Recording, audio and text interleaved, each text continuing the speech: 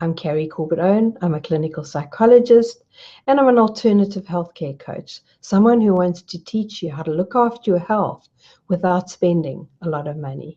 My little rant came about from looking for what are the top 5 things that people can do for their health. And basically they were keep a healthy weight, which I've already had a rant about. That one I ranted about last time. So if you haven't seen that one, you might like to see that. Exercise, smoking, get your vaccines and have those screenings done.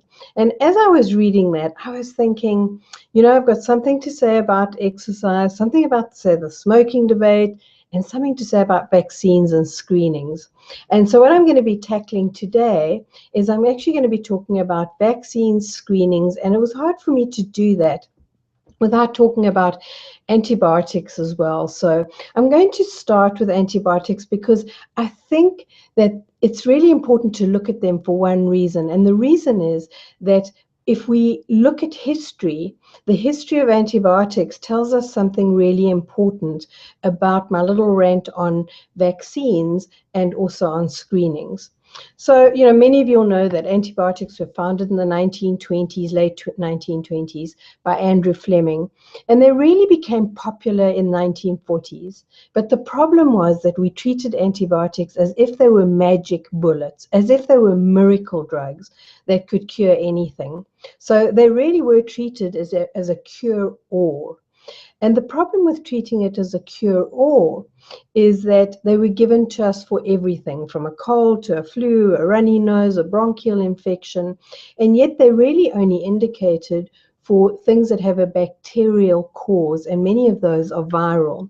When we take an antibiotic, a person can be doubly harmed because, first of all, it doesn't offer, as I've said before, a benefit for any viral infections, but it increases the chance of a drug resistance infection happening at that later date, which is a stage that we're at right now. Because when you use an antibiotic, it destroys a wide variety of bacteria in your body, not just the bad stuff, but also the good bacteria that helps you digest food, helps you fight infection, and of course helps you to stay healthy. So what happened over the years is that antibiotics were severely misused and terribly overused, and that developed a resistance to them, and it also developed superbugs. Because what many people don't tell you is that if you start a course of antibiotics, you absolutely have to finish them. And the reason you have to finish them is because the first bacteria that are killed are the weakest bacteria. And if you don't complete it, what happens is that you leave the strong bugs there, and those strong bugs are then able to proliferate in ways that the weak bugs wouldn't have been able to. And at the moment, more than 70% of the bacteria that cause these infections are resistant to at least one of the antibiotics that are commonly used to treat them. The Centers for Disease Control is telling us that every year, drug-resistant bacteria infect more than 2 million people in the US and kill at least 90,000 people. That's a lot of people. So, for example, things like gonorrhea, staph infections, and tuberculosis, according to the National Institute of Health, just aren't responding to antibiotic treatment anymore. And here's the thing that I think is important. There were warnings about overusing antibiotics for decades, but they were ignored. So it would have been good to look at some of the warnings that were around and say, how do we use antibiotics judiciously? And that's the same rant that I have about vaccines. We're starting to see warnings that annual animal vaccine may harm rather than actually help the health of our animals. Now, very often we start seeing warnings of things in animals first, but I think that for us is something that we should sit up and take notice about. Because remember something, just like antibiotics, vaccines are a huge money spinner for pharmaceutical companies. And here was something that I found really interesting.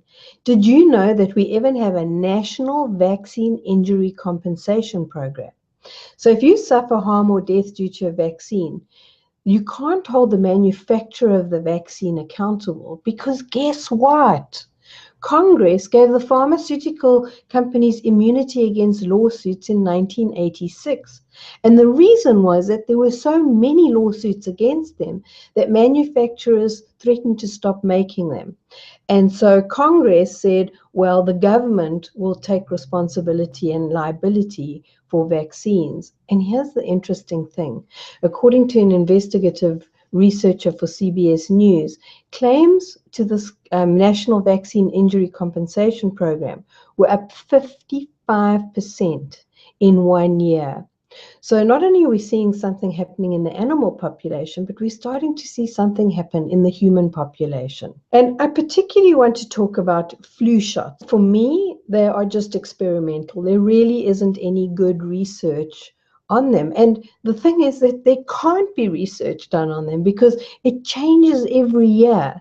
So first of all, not only is there not time to do research on every year's vaccine, but how do we account for year after year the multiple kinds and strains of flu shots that are coming out, how they interact with each other, how they interact with other medication, how they interact with other vaccines that we're having, for that example.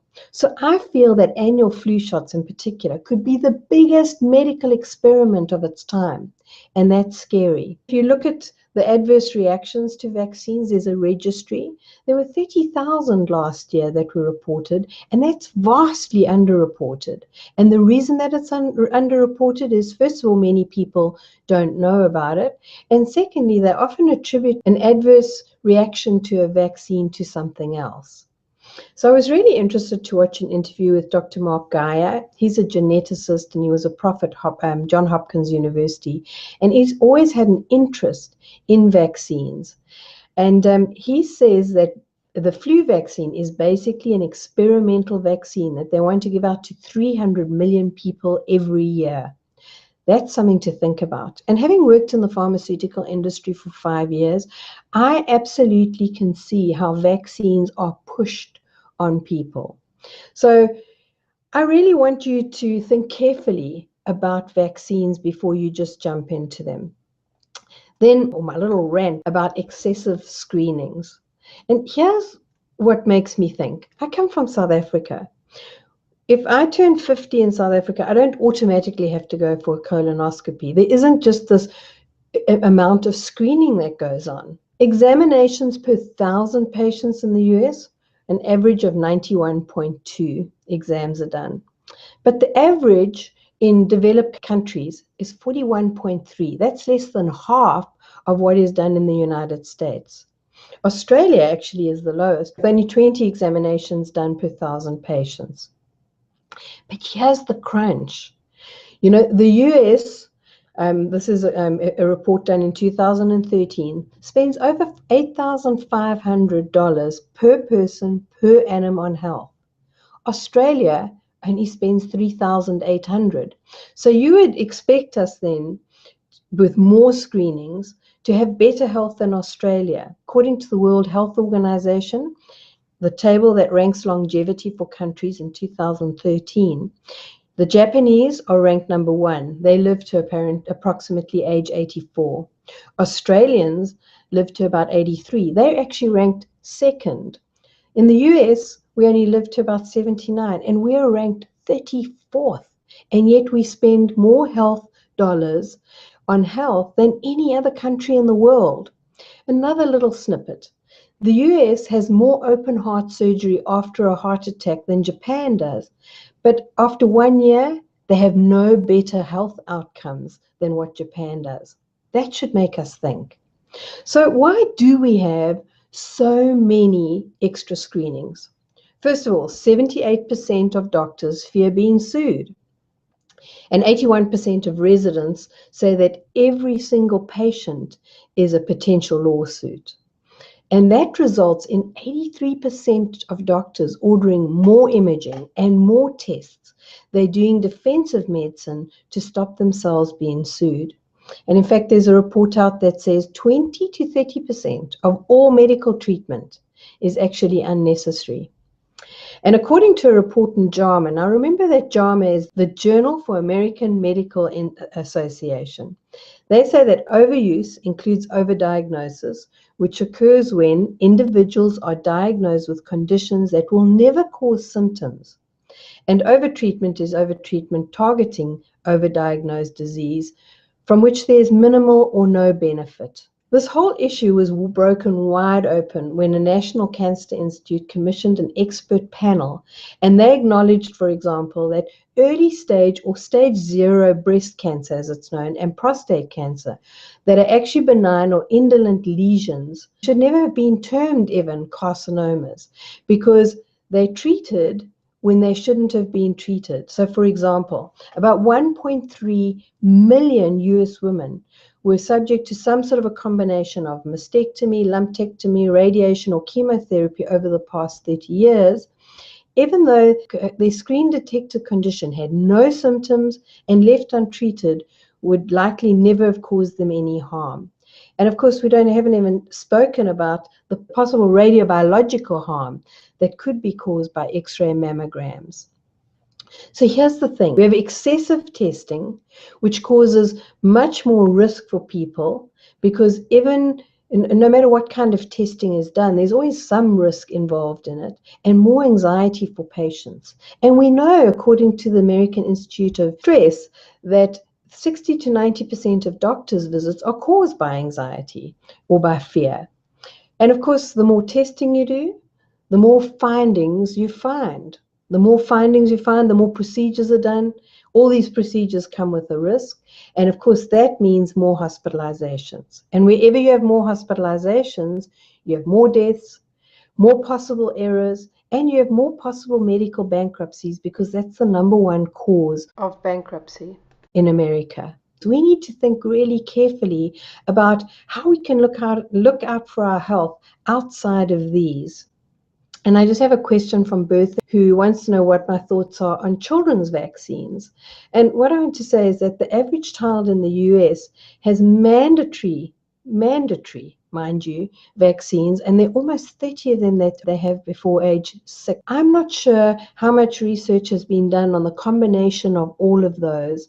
And we know that there have been murmurings about some of the ingredients, and we are seeing a big increase in autoimmune diseases and neurological disorders. Are they caused by vaccines?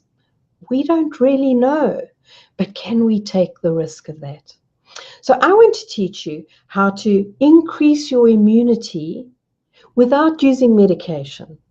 I want to teach you how your attitudes determine your biochemistry and how your biochemistry is in your hands. With that in mind, I'm offering a fabulous Cracking Your Body's Health Code course.